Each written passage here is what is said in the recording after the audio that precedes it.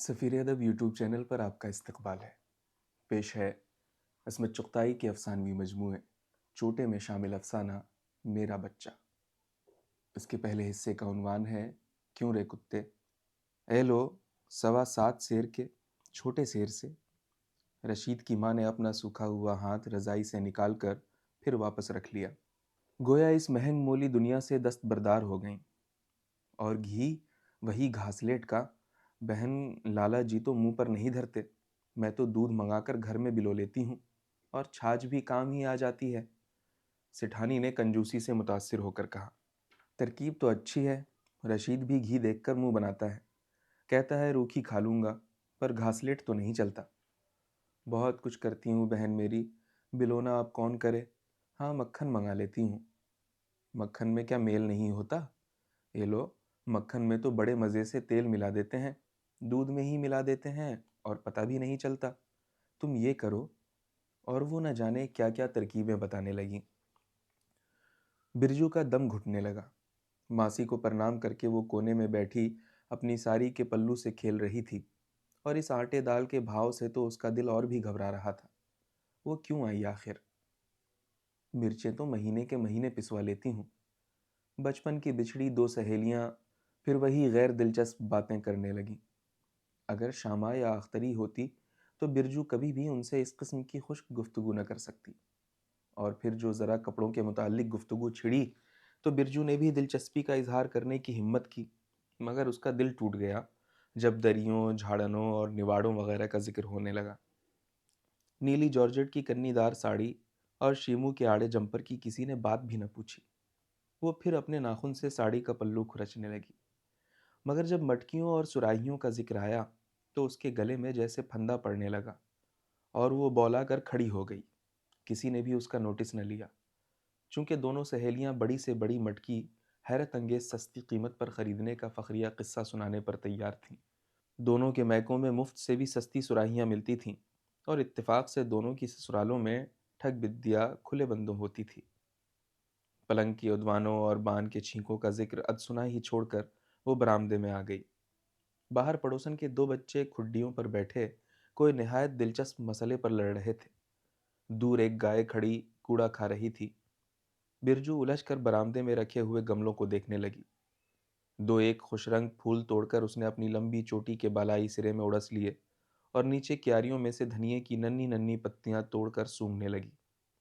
बड़े सुगड़ापे में आकर उसने मुंडेर पर उगी हुई बेकार घास को नोच कर अलग कर दिया और चमेली की मुड़ी हुई डालियों को सीधा करने लगी। बिरजू, ओ बिरजू, एक करख्त आवाज उसे सुनाई दी। वो चौंक पड़ी। अरे सुना नहीं, बिरजू। आवाज और भी भारी और करख्त हो गई। वो डर कर जल्दी से बरामदे में आ गई। बिरजू, बिरजू, बिरजू, कोई मकरूह आवाज पुकारे गई। उसका दिल चाहा जल्दी से माँ पास भाग जाए, जहां बस आटे दाल का भाव सुनती रहे, मगर आवाज और भी धमकी आमेज और साथ साथ इमदाद तलब नजर आई। क्या वो डरपोक थी जो कुछ डर जाती। न जाने कौन जंगली उसे क्यों पुकार रहा था। आवाज फिर आई और कोठे पर से आती मालूम हुई। न जाने क्यों वो सीढ़ियों पर चढ़ने लगी। यकीनन वहां कोई उसे पुकार रहा था। अम्मा तो न थी। इतनी मोटी और भद्दी आवाज। और बाबूजी का तो गुमान भी। खैर, वो चढ़ती चली गई। मालूम होता है आज इसकी शामत आई है। अरे बिरजू, किसी ने सामने से पुकारा और वो डर को रोनती हुई दरवाजे तक आई। सामने मेज के पास एक कुर्सी पर एक चौड़ी सी बरहना पीठ एक कलम से खुजती हुई नजर आई। कहाँ मर गया था कमीने। पीठ का मालिक बगैर मुड़ने की तकलीफ उठाए डांट कर मुखातिब हुआ। खुदा की कसम जरा ये सफ़ा ख़त्म कर लूँ तो। हाँ, ये तो बता गया कहाँ था। क्यों रे कुत्ते। कलम वैसे ही एक लंबे सफ़े पर चलता रहा और सर झुका रहा। बिरजू को हंसी आई और थोड़ी देर को गुस्सा भी। ये कौन गुस्ताख था जो इस बेहूदगी से उससे खिताब करने की जुर्रत कर रहा था। उसके बाबूजी बेटा न होने की वजह से उसे हमेशा बिरजू बेटे ही कहते थे, मगर ये। अब खड़ा मुंह क्या देख रहा है कुत्ते। चौड़ी पीठ वाले ने कुत्ते पर जोर देकर कहा। जा गिलास में पानी ला। बिरजू का जी चाहा जोर से खांसे और गुरूर से तनकर उसे बताए कि तुम खुद कुत्ते। मगर अब जाता है कि मैं उठूं। बगैर देखे उठने की धमकी देते हुए कहा गया। बिरजू लौट आई। उसे गुस्सा आ रहा था।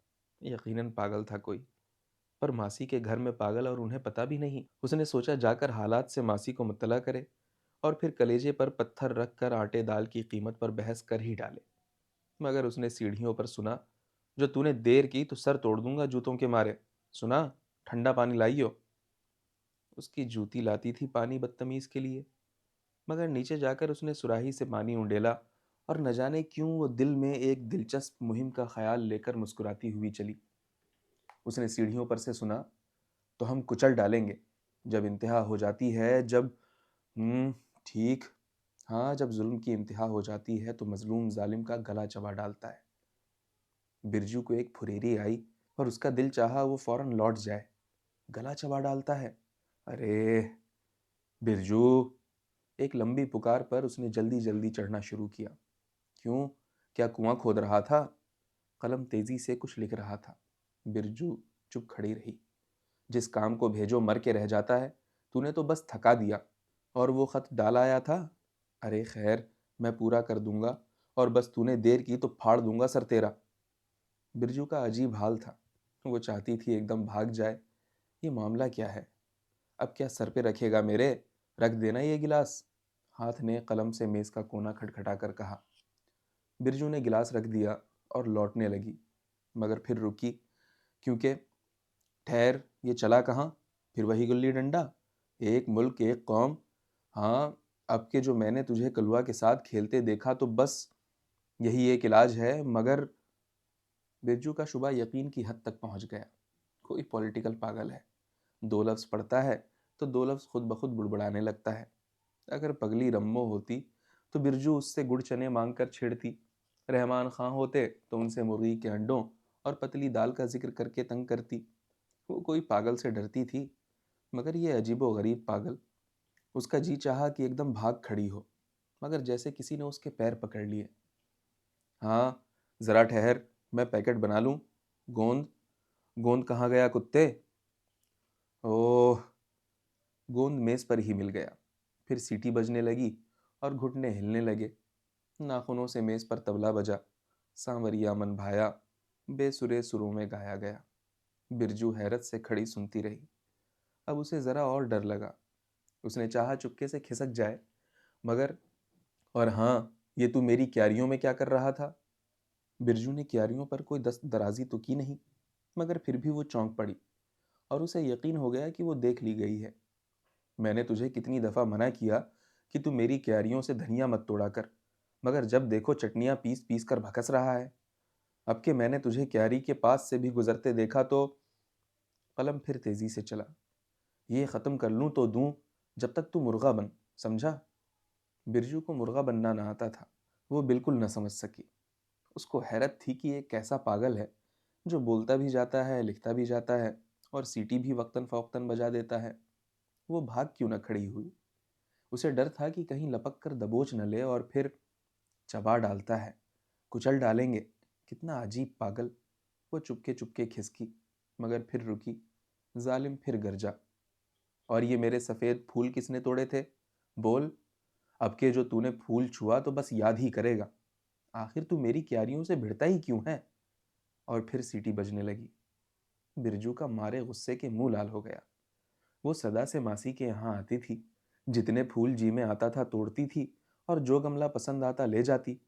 और ये आखिर कौन कमीना था जो उसे मना करने की हिम्मत कर रहा था? उसे शायद पता नहीं था कि वो कौन है। लाला खेमचंद की इकलौती बेटी, और ब्रिज रानी, जिसे कभी किसी ने तिरछी नजर से नहीं देखा। उसका खून खौल रहा था। कहता हूं लॉन पर मत लौटा कर। बिरजू ने सिर्फ बेकार घास नोची थी। लिफाफा तैयार हो गया और पीठ मुड़ी। बिरजू जरा दूर खिसकी। वो पछताने लगी। आखिर दाल आटे के भाव में ऐसा क्या ऐब था जो मैं उसका जिक्र भी न सुन सकी और इस मुसीबत में फंसने को आ गई। एक बात, तूने मेरे मोजे धो दिए? लिफाफे पर पता लिखा गया। बिरजू और मोजे धोए? बोलता क्यों नहीं? क्यों रे कुत्ते? और चौड़ी पीठ दीवार की तरफ चली गई और घने बालों वाला सर घूमा। अरे आप मैं لفافہ جان کر گرایا گیا اور پھر اٹھا لیا گیا۔ دو ایک عجیب گھبرائی ہوئی حرکتیں سرزد ہوئیں۔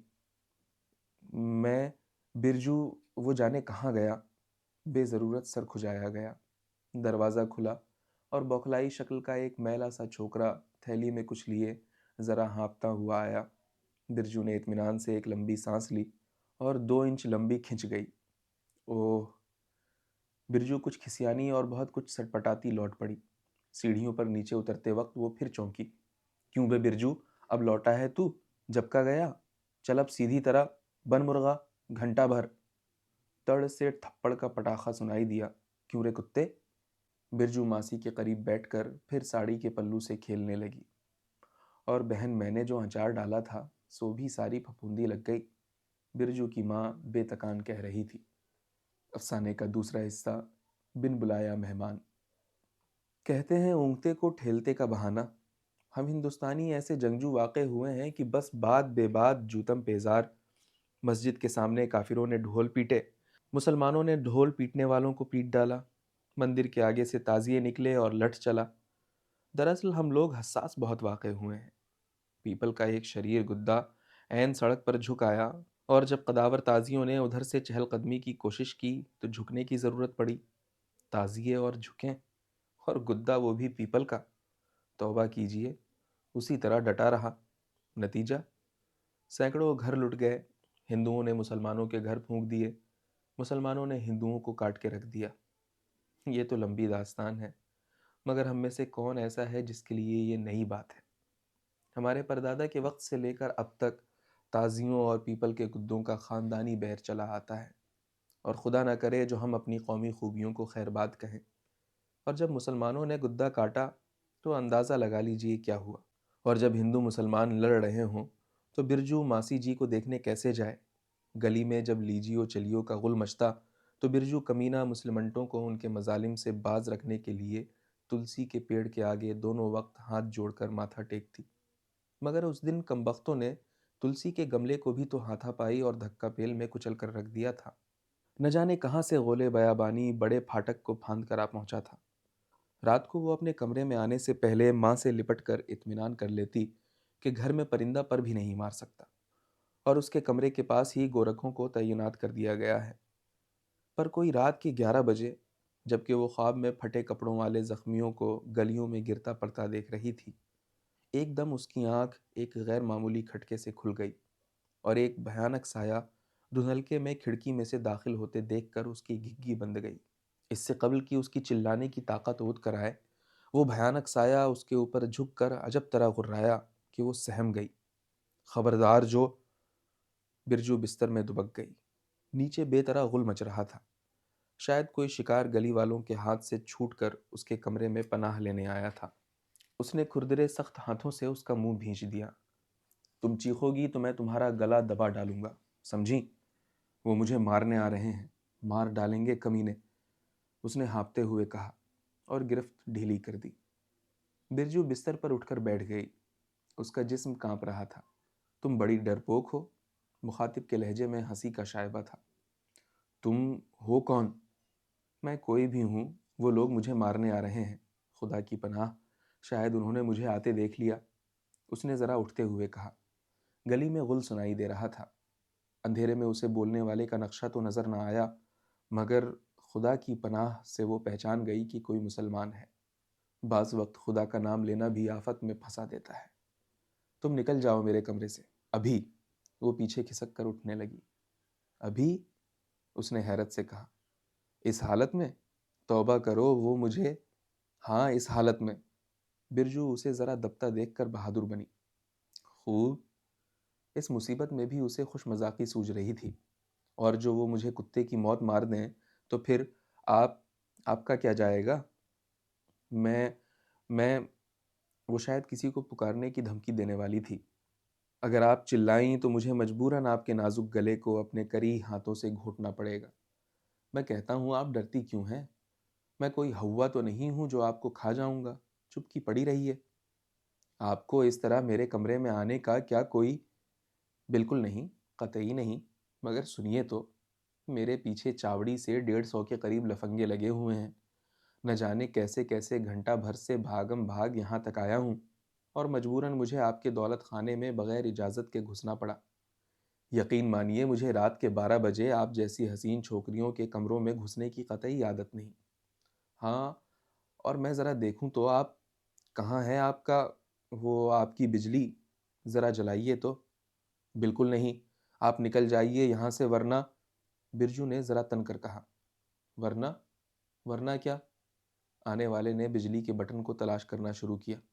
ورنہ یہ کہ میں ابھی کسی کو بلا لیں گی، یہی نا؟ ہاں۔ پھر پھر پھر تم کتے کی طرح آپ کے کمرے میں ذبح کر دیا جاؤں گا۔ میز پر رکھے ہوئے لیمپ کو روشن کرنے پر برجو کی حیرت کی انتہا نہ رہی۔ کیوں بے کتے اس کے دماغ میں گونجنے لگا۔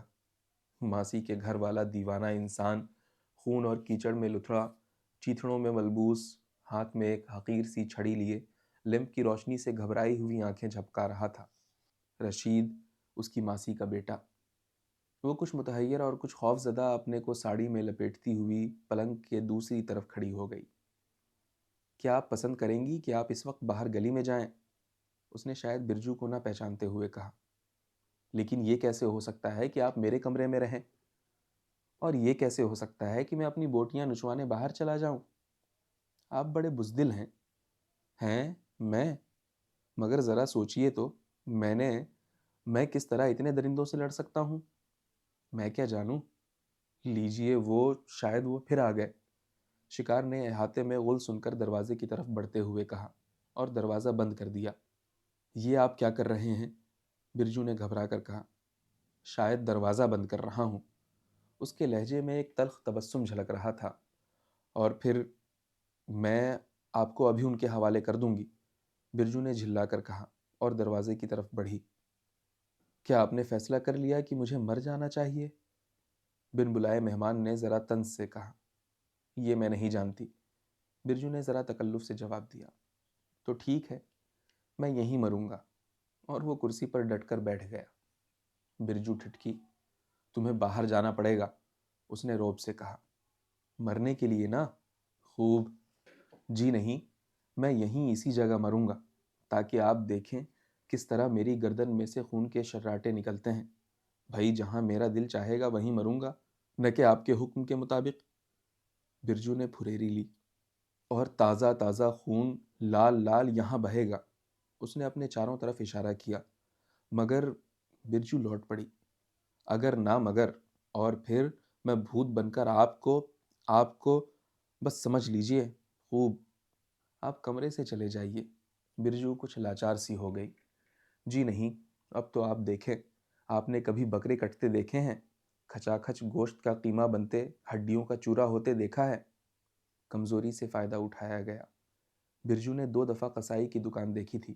اس کے رونگٹے کھڑے ہو گئے۔ اور میرا سر وہ لوگ اینٹوں سے پھوڑیں گے، میرا بھیجا یہاں، اور کیا عجب جو یہ سب آپ کی خوبصورت چیزیں میرے خون سے لتھڑ جائیں۔ بہتر ہو کہ ذرا آپ اپنا سامان وغیرہ کھسکا لیں، کیونکہ وہ لوگ مجھے آسانی سے ذبح نہ کر سکیں گے۔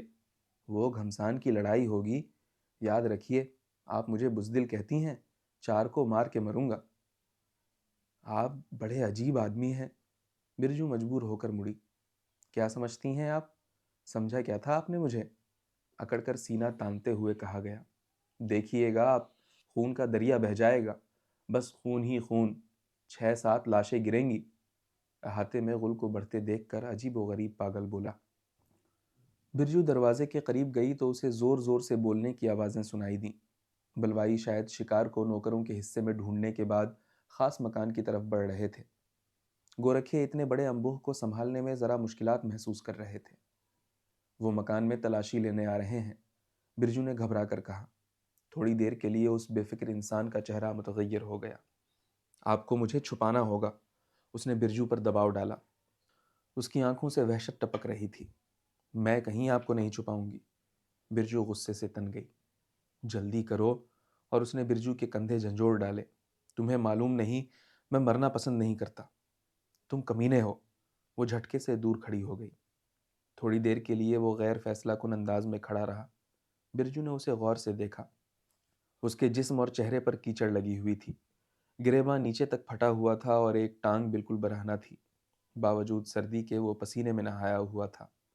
پریشان بال بے ترتیبی سے بکھرے ہوئے تھے۔ اگر وہ اتنا گندا نہ ہوتا تو اچھی خاصی شکل تھی۔ تم واقعی چاہتی ہو کہ میں مارا جاؤں؟ ذرا سوچو، اگر تمہارا اکلوتا بیٹا اس طرح بلا میں پھنس جاتا تو تم کیا اسے ان درندوں کو دے دیتی تاکہ وہ اس کی بوٹیاں چبا ڈالیں؟ اسے دروازے کی طرف کوئی آتا معلوم ہوا۔ لپک کر اس نے بجلی بجھا دی اور مضبوطی سے برجو کے کندھے گرفت میں لے لیے۔ اگر تم بولیں تو میں، اس نے خوفناک طریقے پر دانت بھینچ کر کہا، تمہیں بھی میرے ساتھ مرنا ہوگا، سمجھی؟ اچھا، اس پردے کے پیچھے چھپ جاؤ، برجو مجبور ہو کر بولی۔ وہ خون خچر کے خیال سے لرز گئی۔ آنے والے نے آہستہ سے دروازہ کھٹکھٹایا۔ بیوی، کسی نے ڈری ہوئی آواز سے پکارا۔ بالکل خاموش، گھٹی ہوئی تاریکی میں برجو نے سنا اور کندھوں کی گرفت مضبوط ہوتی گئی۔ چھپ جاؤ، پرماتما کے لیے چھپ جاؤ، اس نے اجنبی دیوانے کو دیکھتے ہوئے کہا۔ بیوی، لوگ آ رہے ہیں، اور ساتھ ساتھ غل بالکل برآمدے میں سنائی دیا۔ وہ چیخ چیخ کر کہہ رہے تھے کہ انہوں نے ایک آدمی اسی سمت آتے دیکھا تھا۔ چلو، میں تمہیں ادھر چھپا دوں گی۔ لیکن جیسے وہ کچھ سن ہی نہیں رہا تھا، کیونکہ وہ بت کی طرح کھڑا رہا۔ چلیے، اس نے ذرا التجا آمیز طریقے پر اسے ڈھکیلا۔ نہیں، تم کہتی ہو میں بزدل ہوں، میں تمہیں دکھاؤں گا، ذرا دروازہ کھول دو۔ وہ دروازے کی طرف بڑھا۔ نہیں، یہ کیا کرتے ہو، وہ تمہیں مار ڈالیں گے۔ بلا سے وہ اسے ڈھکیلتا آگے بڑھا۔ دیا کیجیے پرماتما کے نام پہ، وہ اسے روک کر بولی۔ کیوں؟ میں خون نہیں دیکھ سکتی۔ بڑی خودغرض ہیں آپ۔ اچھا، آپ چلی جائیے اور مجھے، نہیں، میں آپ کو مرنے نہیں دوں گی، جلدی کیجیے، وہ لوگ ڈرائنگ روم میں بھی ڈھونڈ چکے، اب ادھر ہی آ رہے ہیں۔ میں نے کہہ دیا کہ میں دکھا دوں گا آپ کو، یقیناً خوش ہو جائیں گی آپ۔ وہ بے دردی سے ہنسا۔ میں آپ کے ہاتھ جوڑتی ہوں، برجو سبکیاں بھرنے لگی۔ یہ خوب زبردستی ہے، اس نے روٹھے ہوئے بچے کی طرح کہا، اور برجو اسے گھسیٹتی ہوئی پردے کے پیچھے لے گئی۔ خاموش، اگر آپ ذرا ہلے تو وہ دیکھ لیں، اس نے اس کے کان کے قریب کہا۔ پردہ برابر کر کے اس نے لیمپ جلایا اور جلدی جلدی اس نے وہ کیچڑ اور مٹی جھاڑی جو کہ فرش اور قالین پر لگ گئی تھی۔ جلدی سے کھڑکی بھی بند کر دی اور ایک گلدان اور چند کتابیں اٹھا کر وہاں رکھ دیں تاکہ کوئی سمجھے کہ کھڑکی کھلی ہی نہ تھی۔ کون ہے؟ اس نے دروازہ کھولا۔ دروازے پر اس کی آیا کھڑی کانپ رہی تھی اور اس کے پیچھے اس کی ماں دوڑی آتی دکھائی دی۔ بی بی، وہ لٹیرے آ گئے، ناز جائے ان کا، کہتے ہیں کوئی مسلمان آپ کے کمرے میں آ گیا ہے۔ میرے کمرے میں؟ برجو بن کر بولی۔ ہاں، انہوں نے اسے دیوار پر چڑھتے دیکھا اور اے لو، وہ آ بھی گئے، آگ لگ جائے ان کو۔ ماں انہیں کوسنے لگی۔ تھوڑی دیر میں یہ معلوم ہوا کہ برآمدہ نہیں کراہی بازار ہے، اور وحشیوں کسی حیت کی چند قحط زدہ شکلیں دروازے میں نظر آئیں۔ کیا ہے؟ ایک مہارانی کسی شان سے برجو آگے بڑھی۔ کچھ نہیں شریمتی جی، ایک ملچ آپ کے کمرے میں ہم نے آتے دیکھا ہے۔ میرے کمرے میں؟ برجو نے حیرت سے انہیں داخل ہونے کا راستہ چھوڑتے ہوئے کہا۔ ہاں، اور بہت سی عجیب عجیب شکلیں آگے آئیں، لیکن ایک ہی لمحے میں انہیں سوائے چند مسحور کن اشیاء کے اور کچھ نظر نہ آیا۔ وہ لوگ حیرت سے ان عجیب و غریب کرسیوں اور میز پر رکھی ہوئی چیزوں کو گھورنے لگے۔ تھوڑی دیر کے لیے شکار کو بھول گئے، جو شاید غور سے سنتے تو سانس کی آواز سن لیتے۔ یہاں کون آتا؟ برجو نے دل میں لرزتے ہوئے کہا۔ یہاں کون آتا؟ ان میں سے شاید ان کا لیڈر بولا۔ کوئی بھی نہیں، سیٹھانی نے اطمینان سے کہا۔ ذرا نا امید ہو کر جاتے ہوئے بلوائی یقین دلا گئے کہ وہ محض قومی ہمدردی سے مجبور ہو کر ایک دشت سے انہیں بچانے آئے تھے۔ اس کی ماں بے طرح گھبرائی ہوئی تھی اور اسے مجبور کیا کہ وہ چل کر اس کے پاس سوئے یا کم از کم اپنی آیا کو تو پاس سلا ہی لے۔ برجو نے ہنس کر اسے یقین دلایا کہ وہ قطعی نہیں ڈر رہی ہے۔ ڈرنے کی ایسی بات ہی کیا تھی، وہمی لوگ تھے۔ اس نے اپنے حسین کمرے میں آیا کی گودڑی آنے کے تصور کا مذاق اڑا کر بہانہ بنا دیا۔ آیا اسے گزرتے زمانے کی باتیں یاد دلا کر روب جمانے لگی، جب برجو ننھی سی تھی اور اسی گودڑی میں کس مزے سے سوتی تھی۔ اب میں بڑی ہو گئی ہوں، وہ ہنسی۔ دروازہ بند کر لینے کی سخت تاکید کر کے اور دشتوں سے بچے رہنے کی دعا دیتی ہوئی، بھولی بھالی بڑھیوں کے جانے کے بعد برجو پردے کی طرف مخاطب ہوئی۔ جس کے بیچ میں ایک مسخرہ چہرہ مسکرا رہا تھا۔ اب تم فوراً چلے جاؤ، اس نے اپنی پہلی سختی سے کہا۔ اور وہ نہایت اطمینان سے آ کر کرسی پر بیٹھ گیا۔ سنا نہیں، اب جانا چاہیے تمہیں۔ اوہ ذرا، نہیں، اب تم 1 منٹ بھی نہیں ٹھہر سکتے۔ نہیں جاتا میں، بلا لو ان جنگلیوں کو، تم سے تو وہی بہتر تھے۔ اس نے بے بات جھلانا شروع کیا۔ تمہیں بات کرنا نہیں آتی؟ اور تمہیں کون سی بات کرنا آتی ہے؟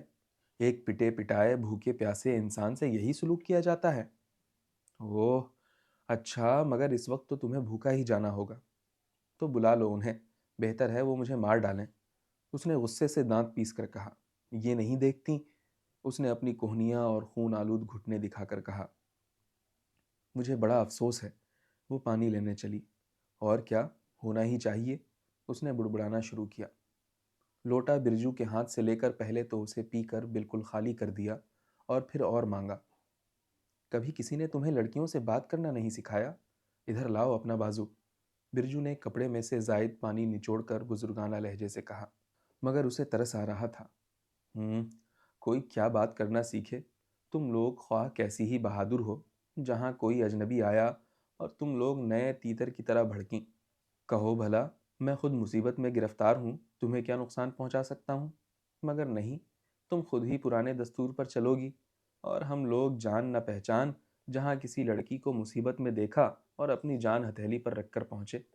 اگر تم اس وقت اس طرح گر جاتی تو یقین مانو جان دینے میں بھی مجھے عذر نہ ہوتا، مگر تم… دکھتا تو نہیں؟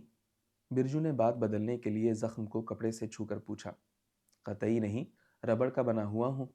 برجو ہنسنے لگی۔ اب تو جانے میں کوئی عذر نہیں، خون پوچھنے کے بعد کہا۔ اس طرح؟ اس نے اپنے چیتھڑوں کی طرف غصے سے دیکھ کر کہا۔ تو میری ساڑی اور جمپر پہن جاؤ۔ وہ بستر پر بیٹھ کر ہنسنے لگی۔ تمہیں کسی نے لڑکوں سے بات کرنا نہیں سکھایا؟ اس نے تان سے دہرایا، اور تھوڑی دیر بعد وہ برجو کی سفید ساڑی کو آدھا اوڑھے اور آدھا لپیٹے جانے کے لیے تیار ہو گیا اور کھڑکی کھولنے لگا۔ ادھر سے؟ اور نہیں تو پھر کدھر سے؟ تم سمجھتی ہو میں تمہارے گھر کے کونے کونے سے واقف ہوں؟ اس نے نہایت برا مان کر کہا۔ پھاٹک سے نکل جاؤ، گورکھے۔ وہ دونوں سوچ میں پڑ گئے۔ ماں کو خبر دینی ہوگی، تم جانو، دیکھو مارا گیا تو۔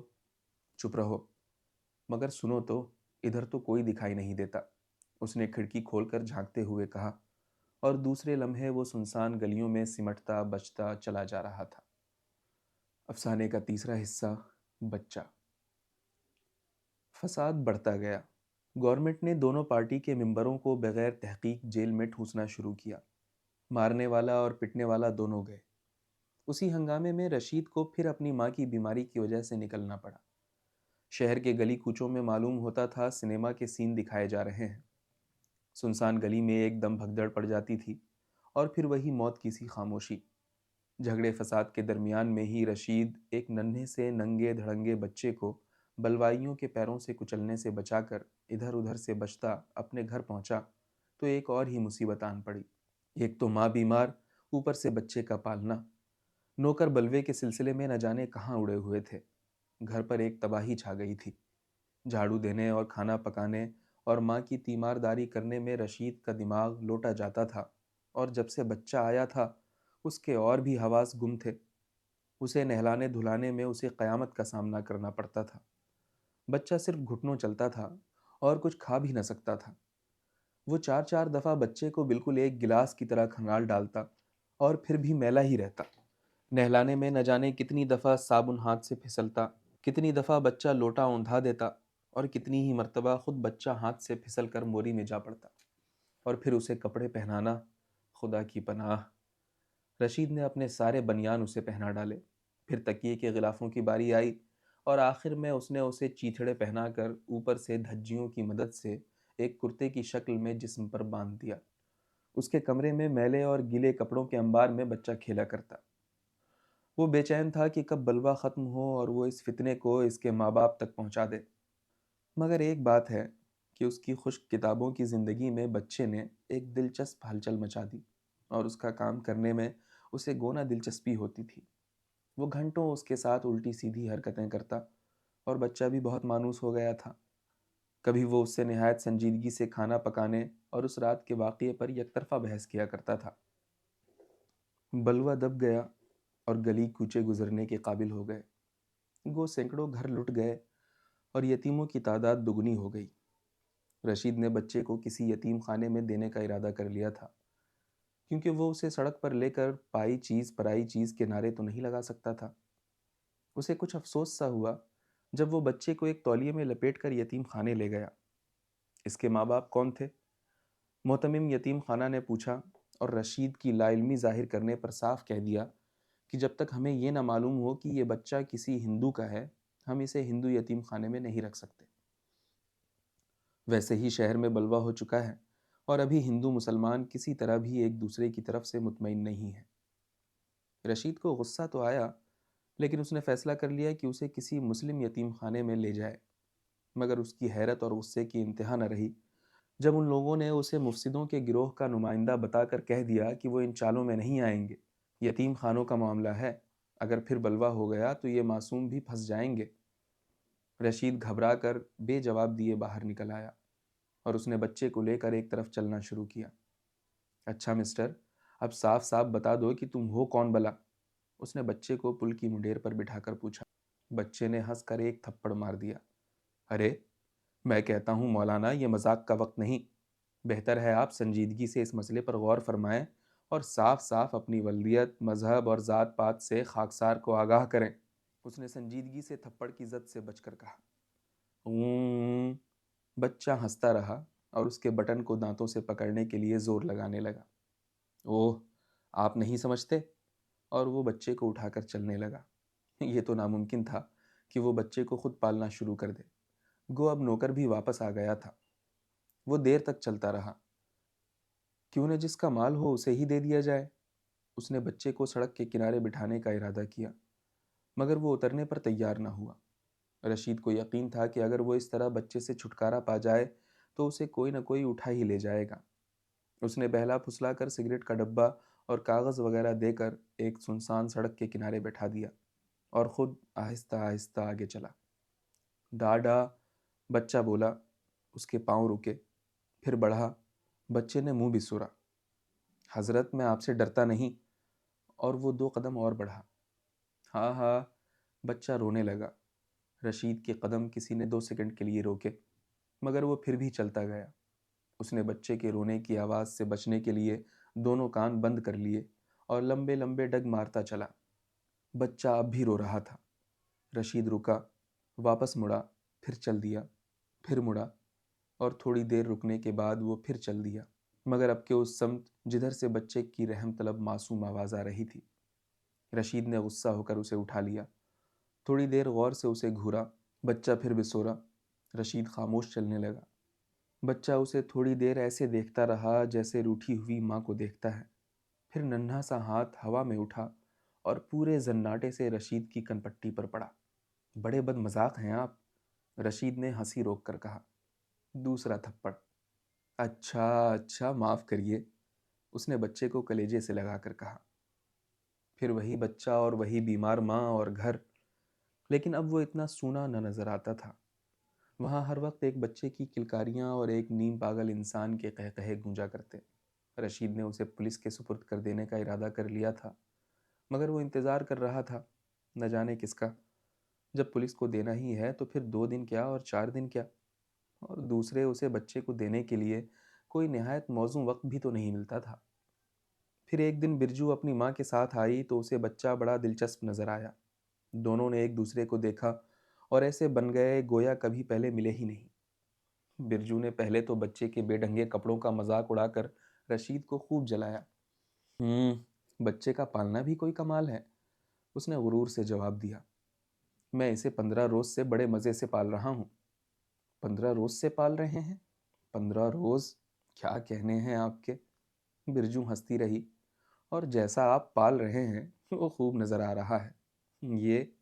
یہ دیکھیے، واہ! اس نے بچے کے کرتے کا مذاق اڑایا اور بکھری ہوئی چیزوں کو سمیٹنے لگی۔ آپ تکلیف نہ کریں، میں اسے نہلا کر ابھی سب کچھ ٹھیک کر لوں گا۔ اور وہ اسے بڑی احتیاط سے نہلانے لگا۔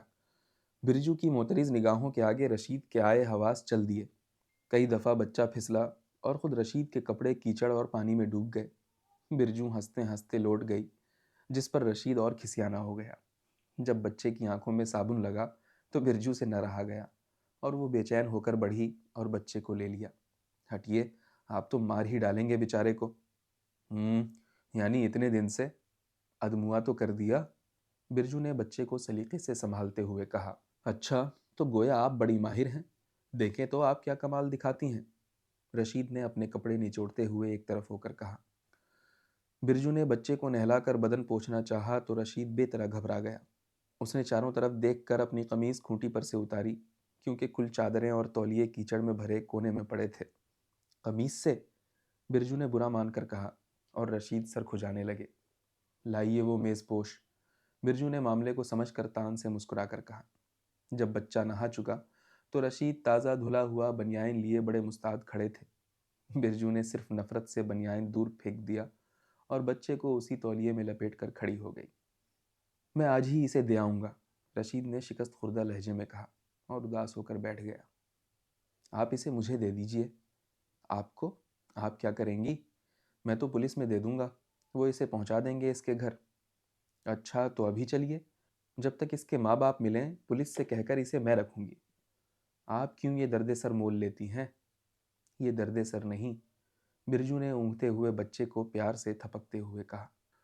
پولیس بچے کے ماں باپ کا پتہ بھی نہ لگا سکی، مصیبت کے مارے بلوے کے نظر ہو چکے ہوں گے۔ برجو کا سارا وقت بچے کی دیکھ بھال میں گزرنے لگا۔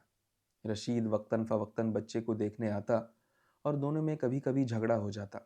بچہ برجو سے ایسا مانوس ہوا کہ رشید کی ساری خوشامدوں کا جواب صرف منہ موڑ کر دیتا۔ برجو اور رشید میں بچے کی طرز پرورش پر بھی حجت ہوتی۔ وہ کہتا کہ یہ فراقیں لڑکوں کو پہنا کر عورتیں مردوں کی جنس پر چوٹ کرتی ہیں، اور برجو اسے وہ تکیے کے غلاف اور بنیان یاد دلا کر شرمندہ کرتی جو وہ کبھی بچے کو پہنایا کرتا تھا۔ رشید بچے کو خوب چھیڑتا اور رلاتا، جس پر برجو بگڑ جاتی۔ وہ اسے ہمیشہ برے ناموں سے پکارتا، اور برجو کی فرمائش تھی کہ سنیما کے مشہور ترین ہیرو کے نام پر اس کا نام رکھے۔ وہ بچے کو پیاری پیاری لوریاں سناتی تو رشید بالکل اس کا الٹا کر کے برجو کو چھیڑتا اور وہ کبھی بگڑ جاتی۔ آپ ہوتے کون ہیں؟ میرا جی چاہے جو کچھ کروں، میرا بچہ ہے۔ خوب، اور کیا میرا بچہ نہیں ہے؟ آپ کو بگڑنے کا کیا حق؟ یہ میں کب کہتی ہوں کہ آپ کا نہیں، بھول پن سے برجو بولی۔ دونوں کا ہے۔ دونوں کا؟ رشید نے امید اور بیم کے ملے جلے جذبات سے مغلوب ہو کر پوچھا۔ برجو کا سر جھک گیا اور وہ بچے کو لے کر دوسرے کمرے میں بھاگ گئی۔ قوم نے پھر جاگنا شروع کیا۔ بہت جلد چند معزز ہستیوں کو پتہ لگ گیا کہ ایک مسلمان بچہ ہنود کے یہاں پرورش پا رہا ہے۔ ہندوؤں کو بھی فوراً اس بچے کی حمایت میں اٹھنا پڑا، کیونکہ انہیں یقین تھا کہ بچہ کسی اونچی ذات کا ہندو ہے۔ دونوں کا خوف اور اسلام خطرے میں ہونے کا خیال ظاہر کیا گیا۔ قوم کے سب سے بڑے خدمتگار یعنی ایڈیٹر گلا پھاڑ پھاڑ کر اٹھنے لگے، اور پھر جلسے ہوئے جن میں اس بچے کے مذہب کے خطرے میں ہونے کی وجہ سے ہندوستان کی تباہی کے آثار نظر آنے لگے۔ وہی بچہ جسے ہندو مسلمان دونوں نے دھتکار دیا تھا، اگر اپنی اور ہم انجام ہستیوں کی طرح سڑک پر کتوں کے ساتھ جھوٹے ٹکڑوں اور چچوڑی ہڈیوں کے پیچھے لڑ کر کسی روز خاموشی سے سڑک پر ہی اپنی آخری سانس لے لیتا تو کچھ نہ تھا، پر یوں اس کے دھرم کی گت اور اس کے ساتھ ساتھ ہندوستان بھر کے مذہب کا زوال یقینی تھا۔ بھلا کس سے دیکھا جاتا؟ معاملہ اور بڑھا۔ دونوں فریقوں نے لاتعداد گواہ اس بچے کے مذہب کو ثابت کرنے کے لیے مہیا کر دیے، مگر رسی کھنچتی ہی رہی۔ دونوں طرف زور و شور سے چندے جمع کیے جانے لگے اور باقاعدہ فنڈ قائم ہو گئے، جو شاید کسی زلزلہ زدہ شہر کے لیے بھی نہ کیے جاتے، اور جب کہ نہ جانے کتنے ہی معصوم مذہب سے دور جن کا دھرم صرف غربت تھی فاقہ کشی میں گھرے ہوئے تھے، لاکھوں روپیہ وکیلوں اور گواہوں کی جیبوں میں اڈیلا جا رہا تھا۔ یہ تو ہوئی ایک ملک کی مذہب پرستی۔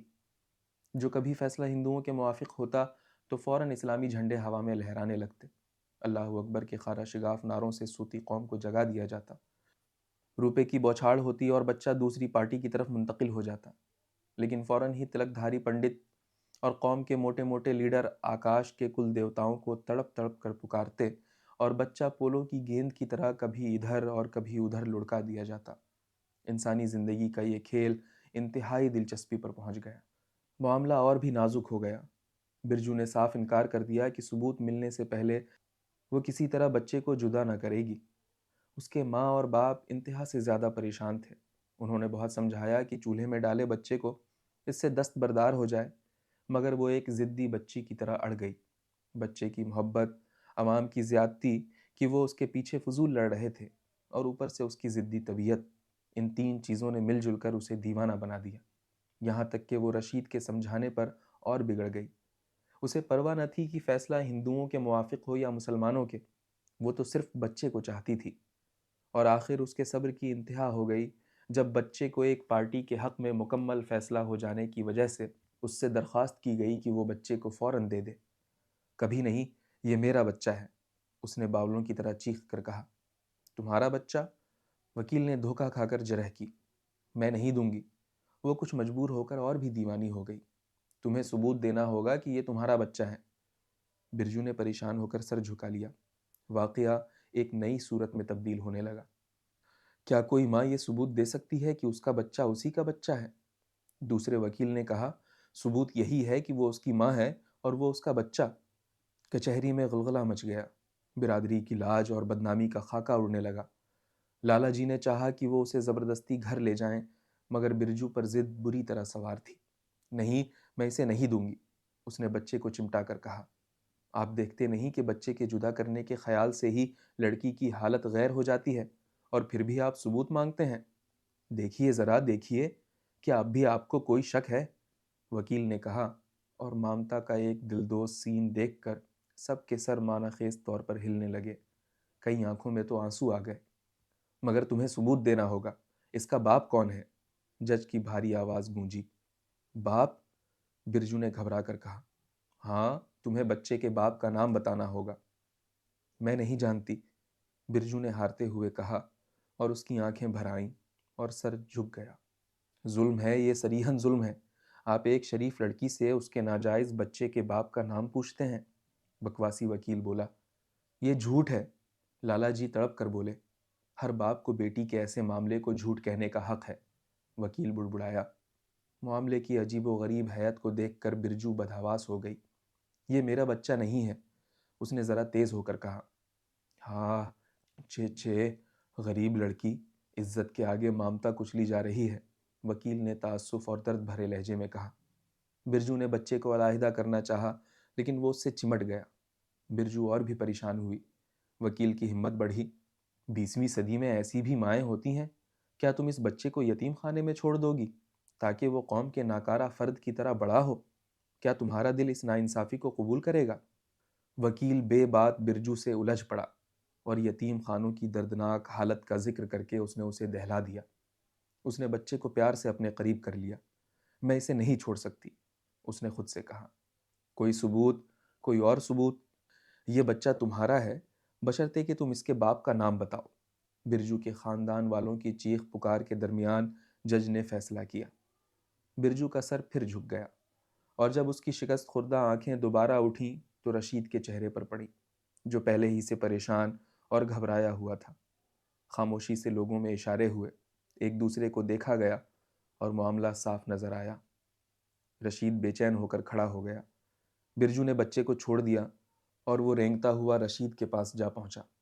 محبت کا یہ دردناک سین دیکھ کر لوگوں کو بے اختیار آنسو چھپانا پڑے، اور پھر غیب سے فرشتوں نے دیکھا کہ 2 ہاتھ ایک رجسٹر پر کچھ لکھ رہے ہیں۔ ان میں سے ایک ہاتھ برجو کا تھا اور دوسرا رشید کا۔ اب بھی ان دونوں میں بچے کی وجہ سے ویسی ہی دلچسپ لڑائیاں ہوتی ہیں۔